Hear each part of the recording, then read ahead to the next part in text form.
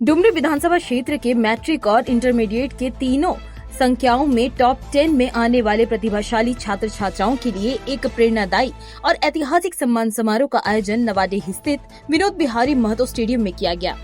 इस सम्मान समारोह के मुख्य आयोजक डुमरी विधायक जयराम महतो थे, जिन्होंने न केवल इस आयोजन की संकल्पना की बल्कि अपने 3 महीने की तनख्वाह का 75% हिस्सा खुद से खर्चा कर लैपटॉप और टैबलेट की व्यवस्था की। इन डिजिटल उपकरणों के माध्यम से उन्होंने मेधावी विद्यार्थियों को तकनीकी रूप से सशक्त करने की दिशा में बड़ा कदम उठाया।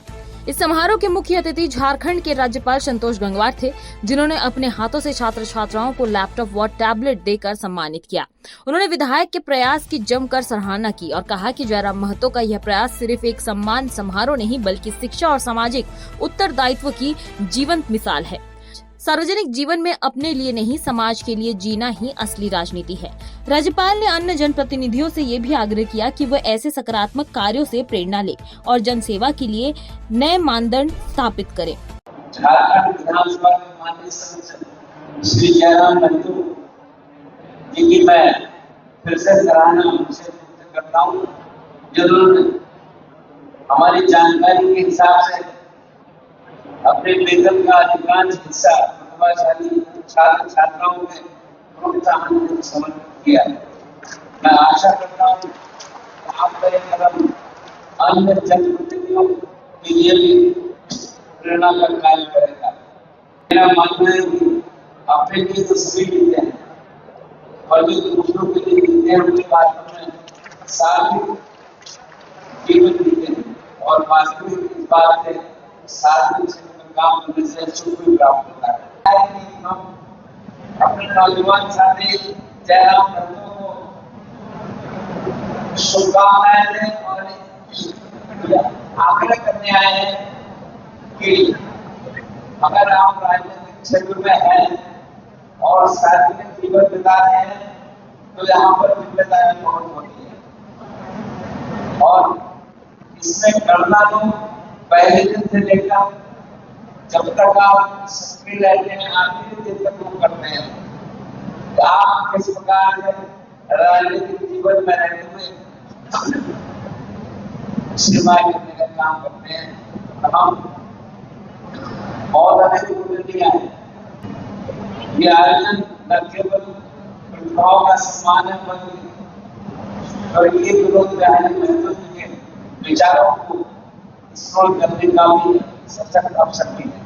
विधायक ने अपने भावुक संबोधन में कहा कि मैं खुद गरीबी में पढ़ाई करके यहाँ तक पहुँचा हूँ।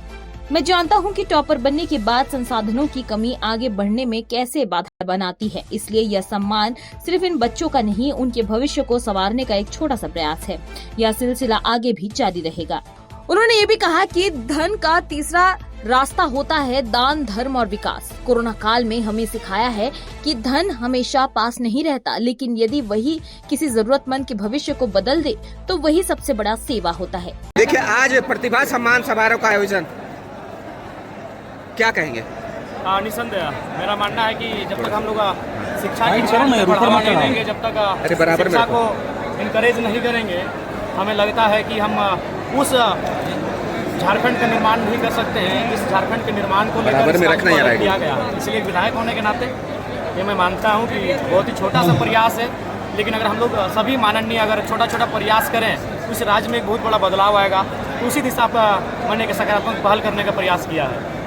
आपने कहा था कि अपने जो विधानसभा में जो जाने के बाद जो सैलरी आएगी, तो क्या ये उसी का स्वरूप है क्या? जी, जैसे कि मैंने जो कहा है कि हमारा जो 75% की सैलरी होगा वो पब्लिक का जो नीड होगा, जहाँ लगेगी कि हमें पब्लिक को सपोर्ट करना चाहिए, पब्लिक सेक्टर में पैसे खर्च करूँगा, वो हम लोग परिस्थितियों के अनुसार आकलन करेंगे। जैसे इस बार हमने स्टूडेंट को दिया, नेक्स्ट टाइम हो सके, अभी खेती बाड़ी का दिन है तो हम लोग कुछ ऐसे किसानों का चयन करेंगे, कुछ ऐसे और माताओं का, महिलाओं का चयन करेंगे जिनके परिवार के साथ मुखिया आज ना है, तो उन लोग हम लोग सहयोग करेंगे। इस तरह पब्लिक सेक्टर में ये 75% प्रत्येक माह खर्च होंगे, वो अकॉर्डिंग समय के अनुसार हम लोग तय करेंगे।